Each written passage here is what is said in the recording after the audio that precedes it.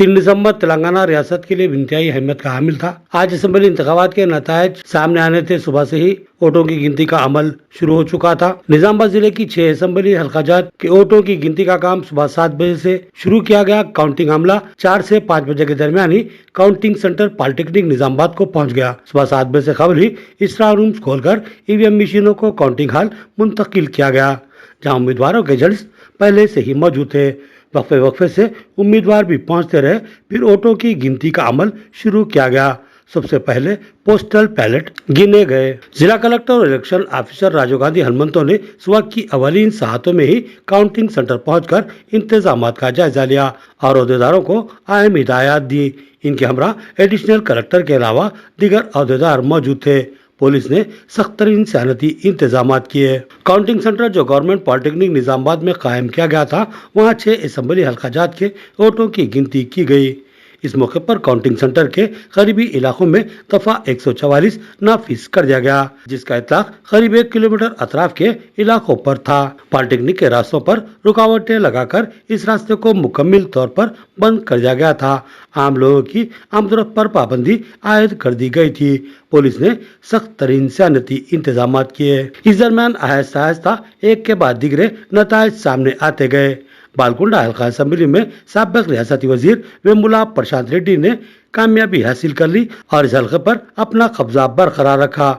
उन्होंने अपने करीबी हरीफ मुत्याला सुनील कुमार को 4533 वोटों से शिकस्त दे दी। बीजेपी की उम्मीदवार अन्नापूर्णा को 30,250 वोट हासिल हुए, लेकिन रास मुकाबला वेमुला प्रशांत रेड्डी और मुत्याला सुनील कुमार के दरमियान रहा। वेमुला प्रशांत रेड्डी ने 70,417 वोट हासिल किए, जबकि सुनील कुमार को 65,884 वोट हासिल हुए। निजामाबाद हल्का असेंबली अर्बन पर सबकी नजरें मरकूज थी। यहाँ पर साबिक रियासती वजीर मोहम्मद अली शब्बीर कामारेड्डी से आकर इंतखाबात में हिस्सा ले रहे थे। वो कांग्रेस के उम्मीदवार थे। उनका मुकाबला बीजेपी के उम्मीदवार धनपाल सूर्य नारायण और बीआरएस के उम्मीदवार बिकाला गणेश गुप्ता से था।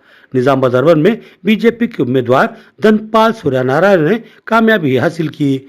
उन्होंने जुमला 75,240 वोट हासिल किए, जबकि इनके करीबी हरीफ मोहम्मद अली शब्बीर कांग्रेस उम्मीदवार ने 59,853 वोट हासिल किए।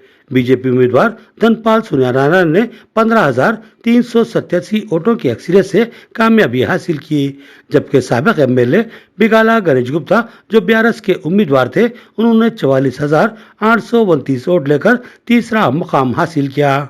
हल्का असेंबली बोधन से कांग्रेस के उम्मीदवार पी सुदर्शन रेड्डी ने अपने करीबी हरीफ बीआरएस के उम्मीदवार मोहम्मद शकील आमिर को 3,062 वोटों से शिकस्त दे दी।